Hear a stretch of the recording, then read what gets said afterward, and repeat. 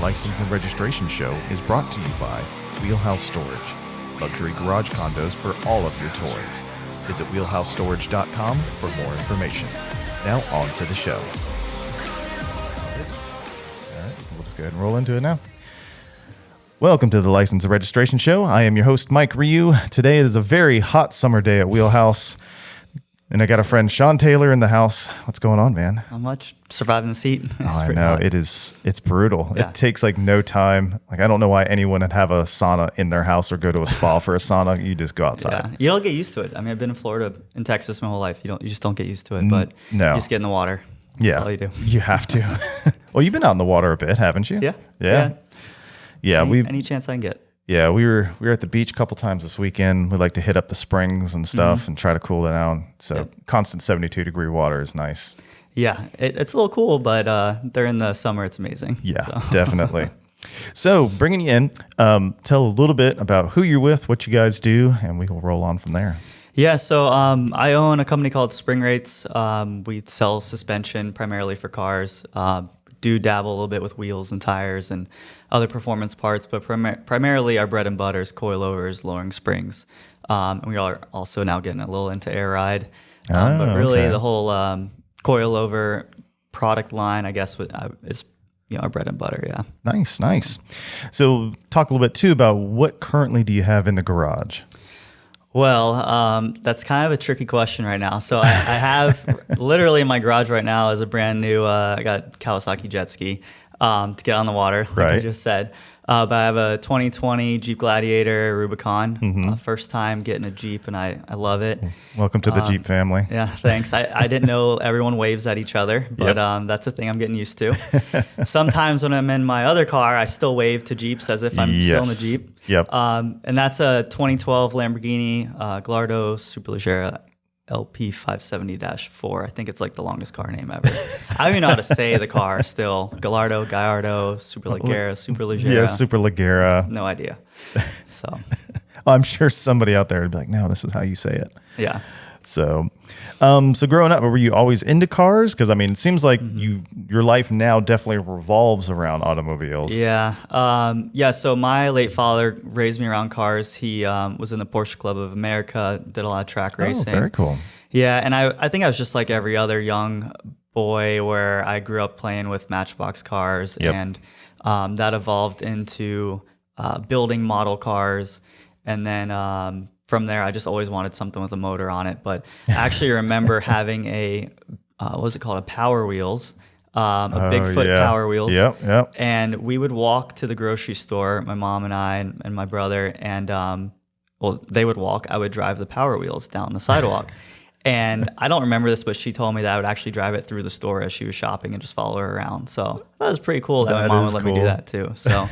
Yeah, so that kind of just grew into this love and passion for cars. As soon as I was 16, I got my first car. It almost was a Jeep CJ7. Okay. But I wound up going with a 94 Honda Civic. Well, I had some friends who were influencing me at the time and into imports. So not to date you. So when was this? When did you turn 16? I mean, we can date myself. So that was 2001. Okay. So I think so, born in 85. So yeah. Okay. So like prime Fast and the Furious days. Right when it came out. So it's interesting. So I actually got a little web design gig working at that same year for a company in town that made body kits. And of course, Fast and Furious body kits, that was like all the rage. Now, was this here in Jacksonville? It was, yeah. So was that Aerotrends? No, so we worked closely with Aerotrends. Okay. We were a manufacturer of our own style of body kits. Oh, okay. Called Buddy Club 2. Oh, yeah. Yep. Very familiar with Buddy Club. Yeah, so not to be confused with Buddy Club Japan. Right. But yeah, so we manufactured our own every day. I actually got used to the smell of acetone and fiberglass and all that, which is probably really bad. That may not be a good thing. Killed some brain cells sitting in that office every day. But so yeah, we were even a Nopi stop, the Nopi tour. I used to do that. Yep. We were a Nopi stop one year. But it was really cool. I started designing ads for magazines. I did their website. Eventually grew into their sales manager, and that's really how Spring Rates came about. Really? That's cool. I learned more about the business and the industry. Got all these connections with different suppliers and like the guys at Aerotrends and other companies like that. and said, hey, I can do web design and I have this passion for cars. I'm just going to put them together and try and sell some stuff myself. That's awesome. So, yeah. That's really cool. So the first car was the Civic. Yep. How long did that last you? That was a while. So it's funny. I actually kind of traded work at first. I traded for like the body kit and the fenders and the inky wheels and all that. And then I got into the JDM craze and was kind of shifted then into performance. I was like, I would rather this car be faster and look cleaner and not have to worry about speed bumps. So I wound up putting in like a JDM GSR motor and kind of did like a poor man's Integra Type R conversion on the engine, and had a lot of fun with that. So I don't know. I would say I had that car for quite a while. My guess is probably I'd say like 6 years or so. I don't know. So do you miss the simplicity sometimes? I don't know if I miss that car. I don't know. That car, we went through so many ups and downs. But yeah, cars were definitely a little more simple then. Right. So my car coming out of high school, I had a 91 Toyota MR2 Turbo. Oh, that was one of my dream cars. I love it. Still have it. Still in the garage. Nice. So I laugh. How long have I owned it? I've owned it for 21 years. That's amazing. Yeah. So I bought it the day of my senior prom. Almost killed my date and I that night. I went from like a 4-door Saturn to a turbocharged mid-engine car. Oh, yeah. And It's a quick little car. I had no clue. I knew nothing about boost at the time. I don't think I may not even have known what a turbo actually looked like on the engine. Left prom, came around the corner, and I'm like, I'll just give it some gas. And the whole rear end just stepped out, scared the absolute shit out of me. So it was a good time. Yeah, I love those cars. I'd still love to have an MR2 turbo. They're great. So I've always thought they're a little underappreciated in the JDM market, but now I guess everything 90s and JDM is starting to do well. So so I guess it was good I held on to it for 21 years. Yeah, definitely. So. I'd say keep it. Definitely. Any plans for what's next? Yeah, so actually, I didn't finish answering that other question. Oh, so okay. that car, that Lamborghini, well, this kind of relates to that. So the Lamborghini is actually down in Boca right now on consignment at a dealer. So I'm trying to sell that car. Although I've already gone down there and picked it up once, and I'm already on the fence again saying, man, I just want to keep this car. You just don't see many of them. No, you don't. And I was actually watching this Top Gear USA episode the other day when they were driving a similar, it was Stradale. Stradale? Yeah, there you go. That sounds better. Stradale? Yeah, I don't know. That doesn't really sound... Yeah. Italian is not my strong suit. Yeah. And it was like Tanner Faust, ripping on this thing. And I was just like, man, I miss that car. It made me want to go pick it up. But other things I'm thinking of maybe doing an old school Porsche like my dad used to have. Nice. I had a dream one time I owned his car, and it was like the coolest dream in the world. So I'm thinking like a 964, 993. That would be cool. Yeah, thinking about doing like maybe the RWB and Bravo conversion on it, just to kind of bring some attention to the company and just to do something really cool. Well, and it'd be something different around. I mean, there's plenty of air-cooled Porsches around, but no RWBs. Yeah, and I'm really thinking about the 993, a little more modern, actually a little more affordable, I think, right now too. Unless it's the turbo version, of course. Yeah. But some other ideas I have is maybe a Ferrari 308. And doing like a wide body Liberty Walk kit on it. Just again, that's more of like these two cars I'd say are more to kind of help do some marketing for the company. Other than that, I'm really actually still like the old NSX. I almost bought the new NSX before this, but I still love the old NSX. I love them. Something about that car just like has a place in my heart. But yeah, other than that, part of me is just like, man, maybe I just drive the Jeep and kind of take it easy for a little while, focus on the business. And not blow a bunch of money on a car. I don't know. But every day, like I'm going back and forth. Like I want to have something. I'm on either Bring a Trailer or Auto Trader or something all the time. Like that's my problem. I'm probably on that more than I am social media. I love looking for cars on eBay too. I mean, I've actually bought, I think 2 of my cars. Actually, I found 3 of them on eBay so far. So how did that go? So I know I've heard some horror stories, and other folks have done it like yourself several times, and it was a breeze. So it's pretty much just how I find the car. I wind up just calling the dealer, and we don't actually make the transaction through eBay. Oh, okay. But it's basically how I find. I mean, I had a Lexus ISF at one point, and that was from I think Phoenix. So I bought it sight unseen. That was a little strange. That was my first time doing that. I test drove the car on like Forza. So But that was one of my favorite cars I've ever owned, and I had it shipped and had no issues with it. It was certified pre-owned, from a Lexus, Arrowhead Lexus, I think, over Gotcha. there. So I mean, I usually buy it from a dealer though, so that there's a little bit more peace of mind, in my opinion, than buying it private party, at least sight unseen. You can't really test Well, the and car out, and if it's certified too, Right. at least you hope it has gone through a little bit more either reconditioning or review prior to hitting the lot. Right. Yeah. Definitely. And Lexus, I mean, pretty reliable cars anyways. So. Right. Yeah. So what are some of the other cars you've had prior to the Lambo and the Jeep? So I had a Honda S2000. Fun. I think that's what I had actually after the Civic. And then from that, I went to an Evo 10. And I actually somehow blew the motor before I finished purchasing the car at a stop sign. I literally didn't even launch it. I just started to go and it just threw a rod. Just dropped. So I was also modded at the time. So I'd say it probably wasn't my fault, but who knows. From there, I went to the ISF, and that was just during this time, all those cars were my daily driver. So I always had to have something that was practical. And the ISF was, I thought, just a heck of a car, 5-liter V8. Oh, it's great. Yeah. Over 400 horse. And I think the engines are tuned by Yamaha. I mean, it just sounds great. So I had that for a while. And then I picked up a 4Runner. I've had a couple old 4Runners in my time too. I love those things. That's actually what I they'll traded just in keep for the going Jeep. and going and going. You can't kill those cars.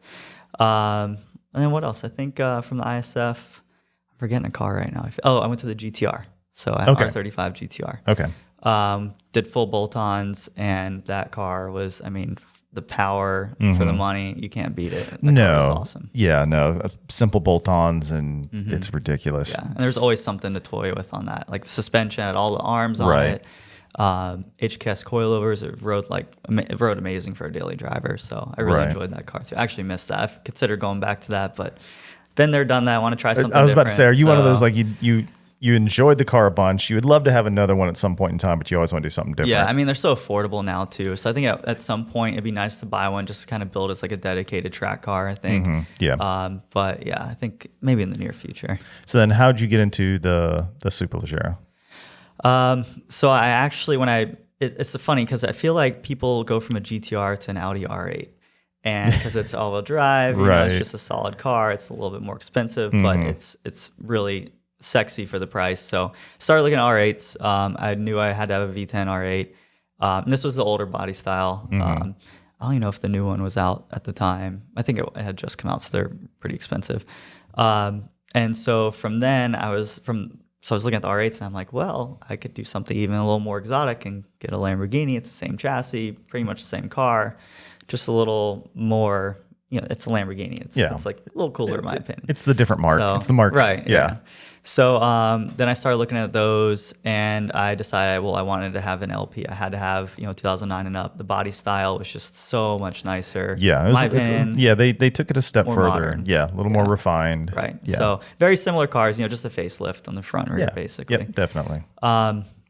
So from there, I came across an LP 570-4, and I saw the interior, the carbon fiber, Alcantara, bucket seats, and just the interior, and I was just like, this car is what I have to have. Like it's rare, it performs great, and they still kind of look new. I mean, when I drive it around, people still think it's a new car. Yeah, they've aged very, very well. Yeah, people ask, is that a Huracan? I mean, obviously the person isn't too familiar with Lamborghinis, but people think that they're still pretty new. And I think, to your point, I think they've aged pretty well. So so once that happened, I was like, I'll just squeeze a little bit more and go for that one. Just go for it.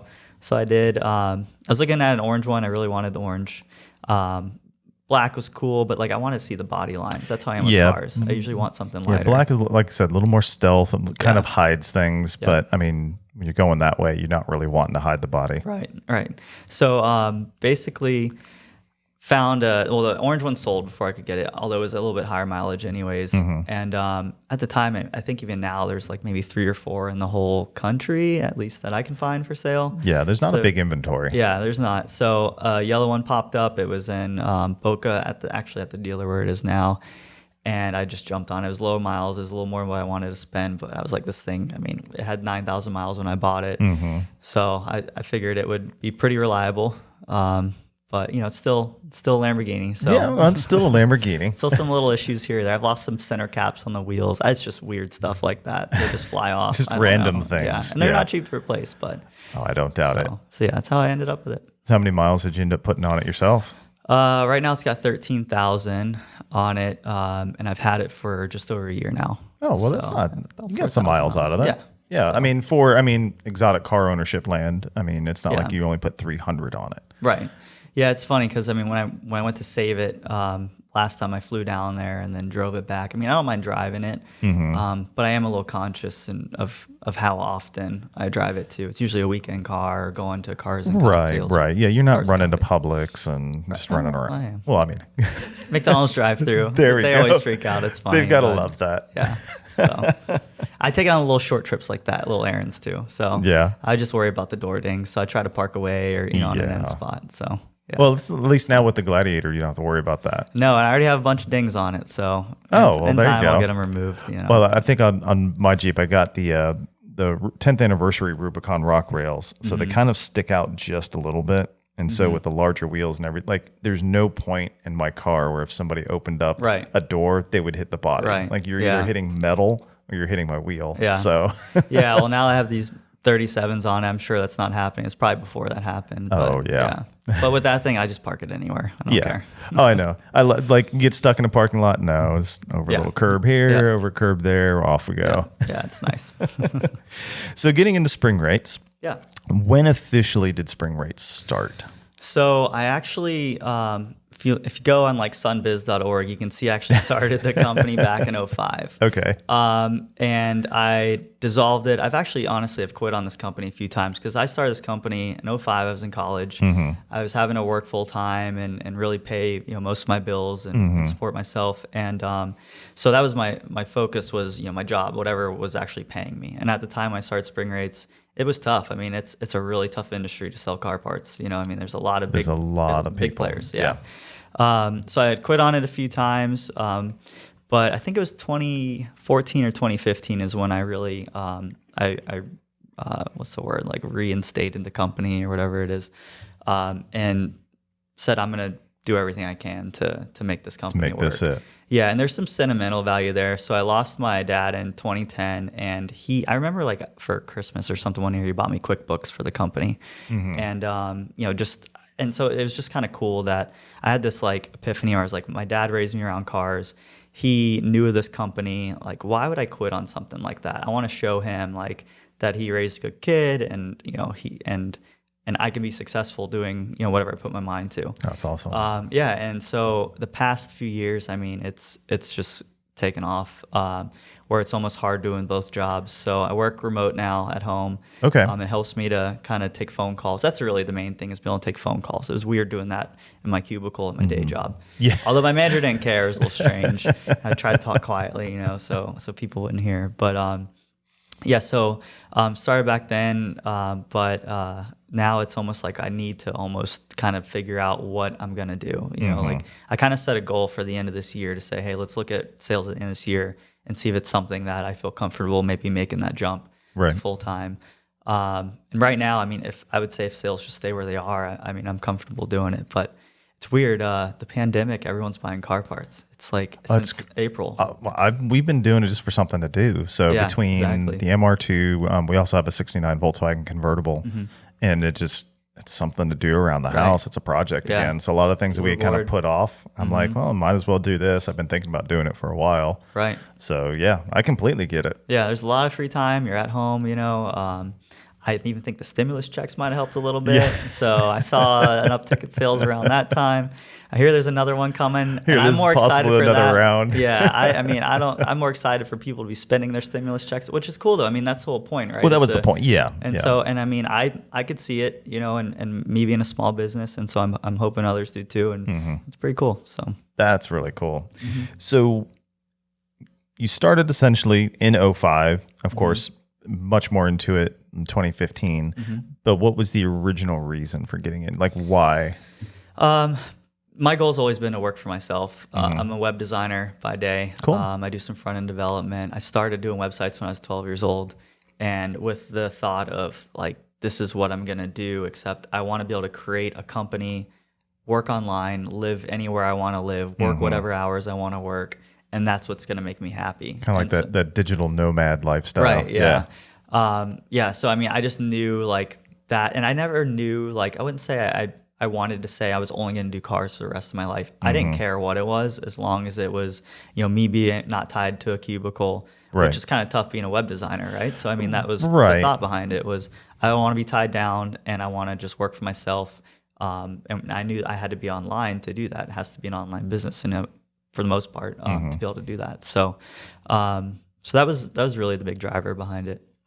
And so picking an automotive business, and you've already said, of course, it's a very competitive industry. There's a lot of folks out there, a lot of big players in the automotive parts and aftermarket industry. What is it like growing a business within that niche? It's emotional, I guess you could say. There's a lot of ups and downs. A lot of stress, but a lot of reward. I mean, every time my phone makes a cha-ching, it's pretty cool. Yeah. But then sometimes there might be an email with a really, upset customer. But it's tough. You even have a lot of scammers. So I've lost over $9,000 on one sale to a scammer.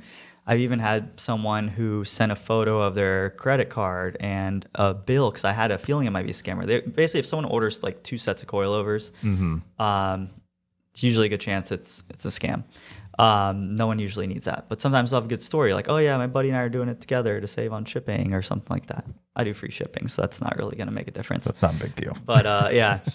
But I've had someone send me all that, and the credit card company still gave them all their money back and some. I don't know how that works. They actually wound up getting more money than what the charge even was. Yeah. So I actually hired a company that takes a percentage of every sale, and they guarantee the order. If it's not guaranteed, we don't ship it. So there's things like that. There's constant battles. You got to learn. Right. The changing internet, changing marketplace, competing with Amazon. So now I sell on Amazon. Okay. So it's pretty challenging. But for someone who's been doing web design since they're 12, I'm 35 now. I feel like I kind of had a head start on it. I know what I'm doing, and I'm learning every day still. Oh, it's an ever evolving industry. Yeah, like definitely. I said, I was telling you a little bit. I've been in digital for a little over a decade at this point, and it's every day there's something new. Yeah, like, as soon as you have something figured out, like, oh, here's a change to the Google algorithm or something else. And that's the main thing, is trying to please Google. So I run Google shopping ads. You have to optimize the site, make sure everything needs to be a secured website now. They love that. You have to make it fast. You have to make it responsive, load on your phone fast, everything. Yep. Now it has to be WCAG compliant. So it has to be good for accessible for people who might have like ADA some sort of compliance. Yeah, ADA compliance.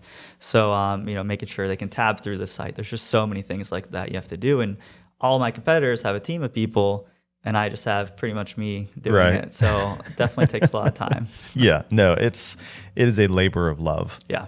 You definitely have to love the internet to be able to do this. Now, through this, so you've been pretty entrepreneurial, obviously, since, well, I guess your entire working life. Pretty much, yeah. So is that something you feel like you've always been? It's always been kind of like a deep-seated, like, this is what I want to do? Yeah.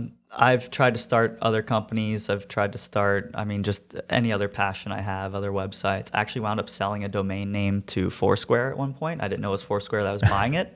I would have sold it for a lot more. Yeah, if I had known there'd be an extra decimal or two. Yeah, but I was a little mad about that. But that little app they started isn't really doing well, so it's okay. So it's fine. But yeah, I've always kind of just had this, like, I love Shark Tank like every other entrepreneur. And yep. I'm always trying to think of like the next big thing or the next big idea. But it's just, I have a lot of ideas. It's hard to find the time or the money to hire a developer to do it properly. And right. There's just so many pieces of puzzle to get something working, and that's why I'm trying to basically get rid of all those other distractions so I can focus solely on spring rates now. Right. Because I just feel like the more time I put into it, the better it does. Oh, yeah. No, definitely.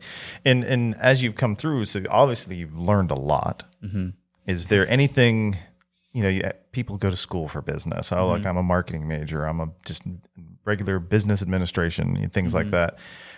What have you learned actually doing the work that more than likely you probably would not have learned in a classroom. Yeah, I mean, well, hands-on experience is the best way to learn. It really is. It comes down to commitment. I know it sounds cliche to say, yeah, like the more passionate you are, the more time you put into something, the better you'll be. But I mean, it's true. You just have to dedicate yourself to doing it. There's so many days I come home from work when I was working in the office and I get right back on the computer, and I'm working till I go to bed. And my weekends, that's still what I do. That's what I did all day today until I came in here and it's Saturday. I mean, but to me, I enjoy it. So you really have to find something that you enjoy doing, and then you won't really care as much about putting that much time into it. But I think there's a rule they say, like, you're an expert or something like that, and something once you do 10,000 hours or something along those. I mean, I feel like that's pretty true. You just have to just find something you love, and then know you're going to devote a heck of a lot of time to doing it. And then I believe no matter what, you'll be successful as long as you do that. That's cool. Do you have any folks? I know there's always those couple of, business insiders or people that, I wouldn't necessarily call them motivational speakers, but some of those folks out there that you kind of look up to or listen to or consume their content. It's tough. I probably do, but like, I don't even think I put much time into that anymore. Like, I don't even surf the internet, I feel like, much anymore. It's like I don't read blogs anymore. It's just literally, unless I'm trying to figure out something for the website. No, I mean, I honestly can't even come up with anyone at the moment. I have a lot of friends, though, who I'll bounce ideas off of, things like that. So kind of like an inner circle. Yeah. Other business owners, other entrepreneurs, people like that. I think that's been most helpful for me, is really just trying to find someone who's an expert at something. I can't do everything myself, but you can learn anything from someone who's an expert. So if I have a friend who's better with marketing or something like that, then I'll go to that person. So that's pretty much how I rely on. That's cool. So kind of taking, like you said, the pieces that you may not be as strong in, find someone who's super strong in that and just bounce it around. Yeah, no, that's a great piece of advice. And I'd probably even say that myself for a lot of folks. That's, really anchor down in your strengths, and you can work on your weaknesses, of course. But I mean, if your weakness is someone else's strength, and they're friendly enough to give you the advice on the subject, by all means, take it. Yeah, and that's my dream. Is eventually we can grow this company big enough where I can just have a team of people who are experts in what they do, whether it's social media marketing, product data, anything like that, financial aspects of the company. I'd rather they do that, and I work on trying to grow the business in other ways. That's cool. Do you have at least things you could talk about? I know a lot of folks with business and everything else talking into the future, but do you have anything with spring rates now that you kind of have planned maybe in the next year or two that you plan on either kicking off or pushing or anything else? Yeah, so I now sponsor a NASCAR Truck Series team. It's my first time doing that. Yeah, I had a random email come in one night, and I was like, you know what, that'd be pretty cool. Just put my logo even just on the back tailgate of this truck. And that evolved into now maybe 4 or 5 races later, we just wrapped the whole car with the whole design that I did of spring rates and stuff. That's cool. So that was definitely a lot of fun and a new kind of endeavor for us. It's interesting though, because even though it is a truck race car, we're getting a lot of questions about people wanting to order lift kits and truck parts now. So that's kind of where I'm hopefully heading soon, is trying to expand the product offering. And I mean, really this company started focusing on like imports, and then it kind of grew into more European cars, and now we do domestics, and now it's growing into trucks too. But right now we don't have any of that on the website. We haven't really announced that at all yet, but there's a huge market out there for it. We sell definitely. Yeah, we already have accounts with some great companies like FabTech and Fox and other companies like that. So and tires too, Nitto, Toyo. I mean, a lot of great tires. So really, we're going to just try and grow that too, and that way someone can come to our website whether they want to go up or down with their vehicle. Anyway. That's cool. So speaking of the sponsorship, it was a random email that came in. Yeah. Like, it was just like, don't know how they found me. Maybe that's good marketing. Maybe it was luck of the draw. Yeah, this email, and it was, they're one of their, I don't know what you call them, someone who's trying to find sponsors for the Gotcha. team. And this is more of a grassroots team, so it's not this like It's like Chip Ganassi or any of them. yeah, it's not the one that Kyle Busch is driving, and winning every race. And I was never really big into NASCAR. I remember my parents took me a long time ago. It was Richard Petty's last race in Daytona. I remember, so it was pretty memorable. Don't think I've been to a NASCAR race since then. And so I got this email. Yeah, it was right before. It was maybe like a month. I'd say about a month maybe before the Daytona race, which I think was the first race of the season. Okay. And I said, heck yeah, let's figure this out. Like how much, and they send you a list of all the pricing, and it's all negotiable. Everything's negotiable. So we started just, they already had the truck wrapped, and we started with just logo, kind of, just taking our stickers and putting it on there. So we did the tailgate, the rear quarter panel, and a couple other little decals for the first race. Mm-hmm. And it was cool. I mean, honestly, like for me, it was almost worth it just for the experience. Like the team is amazing. The team's really cool, just great guys. Work their butts off. Like I said, they're grassroots. I felt like it kind of aligned with me as well, being a smaller company in a big space. So went to the race, and I was, in the pits with them, in their trailer, their hauler with them, and hanging out. That's cool. Yeah. So I kind of fell in love with it, and I was like, I have to try to keep this going. And it's cool because you're marketing to people who are actually, into cars. They love racing. Right. These guys are probably going back to their house later and working on their car after the race, and they want to, race their car at the drag strip or whatever. So I just thought it was a great opportunity to try to break into a market that really we haven't been in yet, and one that could probably relate to our products. Yeah, and you've kind of already seen like a different interest now in the company as well. Oh, yeah. So at least the visibility actually worked. Mm-hmm.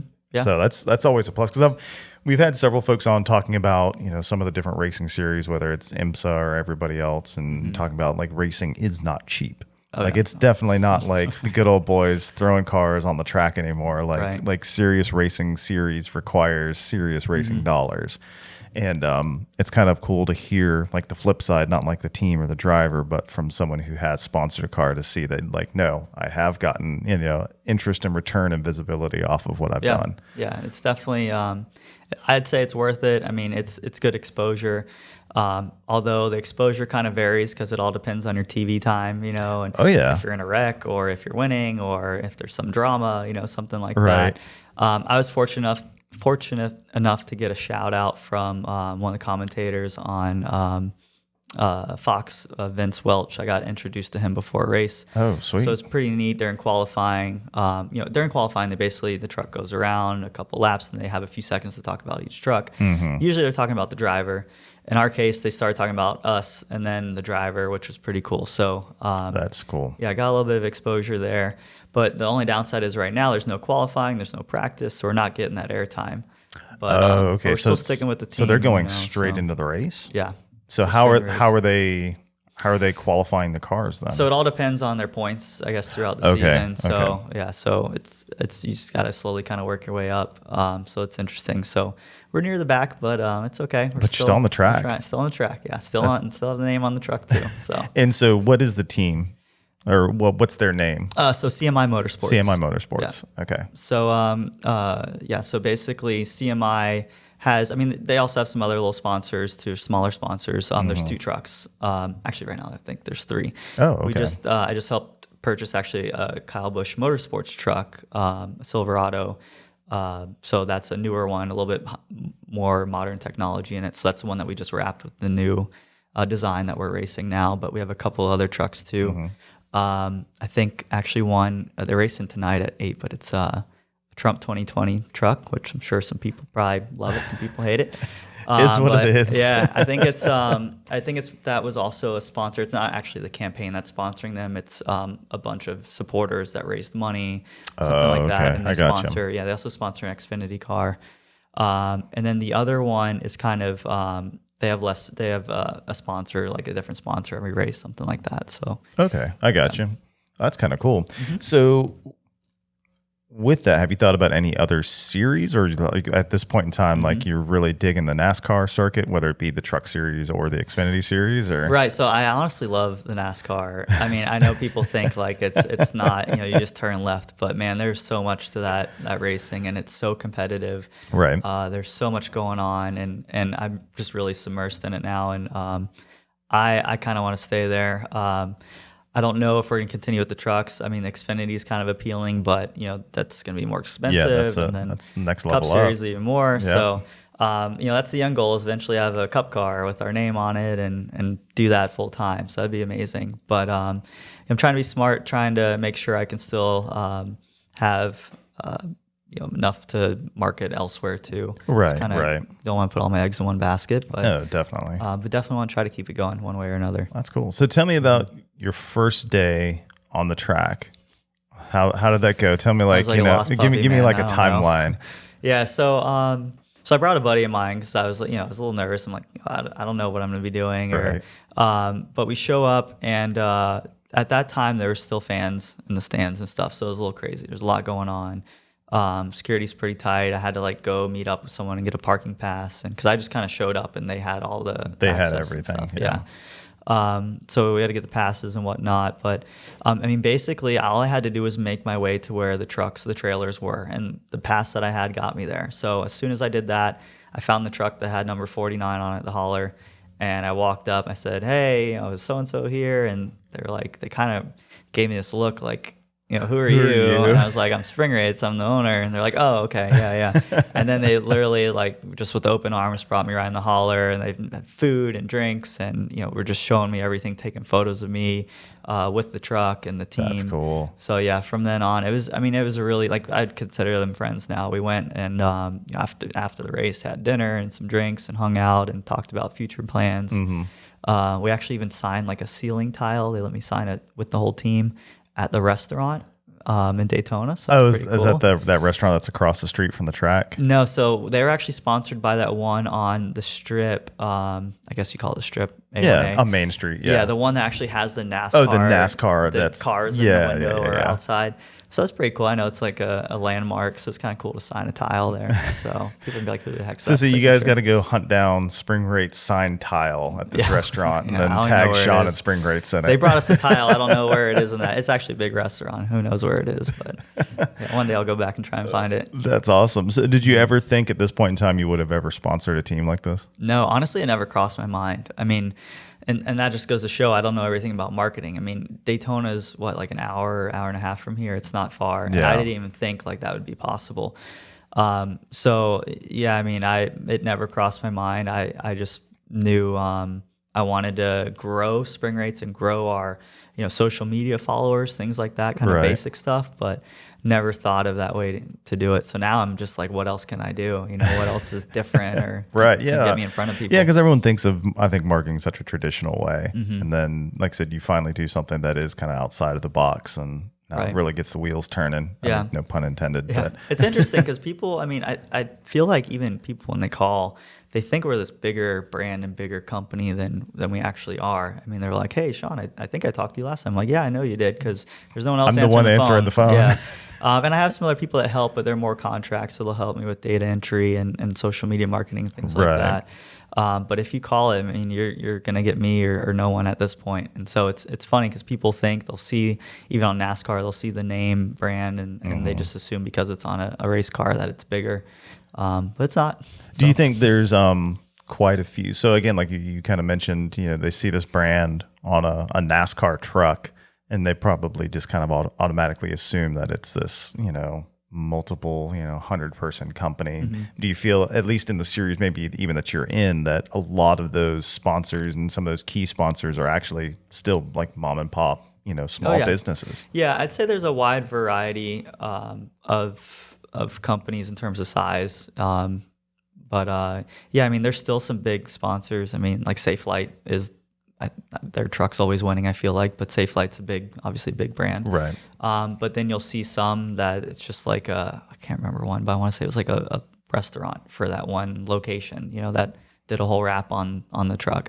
I mean, they'll swap them out in between races. They'll wrap a whole truck for one race. Oh, wow. So I mean, you'll see the the sponsor articles where it's like so and so, landed this sponsorship with whatever the company is for the next 5 races. A lot of times sponsors, they come and go. They're there for a couple races or 5 races or all season. So these definitely aren't always season-long commitments. Right. Yeah, they're not. Okay. Yeah, and then you can also sponsor drivers. So a lot of drivers have to pay to race.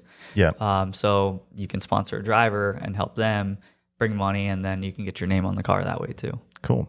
So how many tracks or races have you been in or been at now at this point? Man, I should probably know this answer. I want to say we've done only I'd say 4 or 5 races so far. It was just this year, and stuff was put on hold for a while, and then now we're racing again, which is good, even though without fans. Although I think now fans are coming back.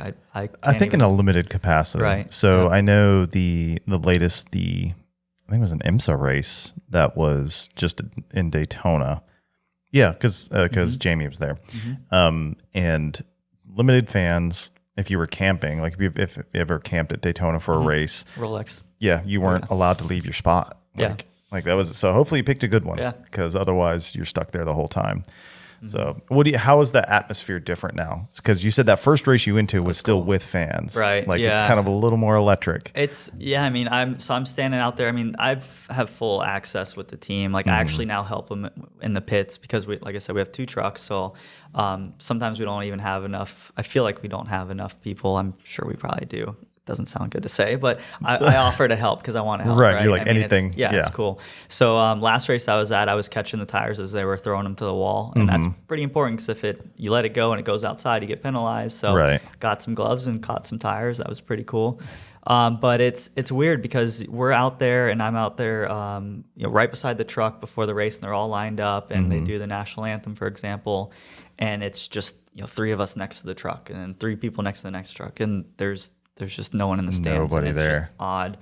And you don't even see the cameras really either. Most of the cameras are, not right there on the trucks. They're up in the stands or on the turns and stuff. So you don't even notice. You just feel like you're kind of racing for the heck of it. It's like a bunch of friends out, like an exhibition race. It still gets the adrenaline going though. It's still, the just being that close and the sound. It's still really neat. I mean, you always have to watch out, like in the pits too. I mean, there's still cars flying in and out. And in the garage, when you're in the garage, you don't even notice the stands. I mean, most of the time you don't. It's only when you're really out there on pit lane that you see all the stands. But when you're in the garage, it just feels like the same atmosphere. And I'm sure, and once things get going, like once the race starts, like everyone probably kind of, hones in and is paying more attention to like right here. They're not worried about, out in the stands. Yeah, exactly. Yeah, no, that's fun because I've been trying to get like that insight on the folks that have kind of now been like pre-issues and then now kind of what things are like. I mean, I will say I'm just ready for it to get back to normal. I think we all miss it, but who knows when that'll be. At least we're trying, but it's tough. Yeah, we try to do as best we can right now with I guess what we got. And as long as sports are, I mean, I'm just glad that they're racing, as long as there's something going on. I mean, when there was nothing going on, it was just like, we gotta get something. I laughed. I think I turned on ESPN and this was in April. So we were in the thick of things and I'm wanting to say it was like South Korean baseball. Yeah, I'll pass on. I don't watch much. I played a lot of baseball when I was younger. I don't watch baseball, but I mean, I'm just glad that there's racing of some sort, so it's pretty cool. Yeah, no, I'm definitely glad. Yeah, because I think even Sebring's going on this weekend. So, but it's good to see at least in a limited fashion, some normalcy. Yeah, definitely. So that's good stuff.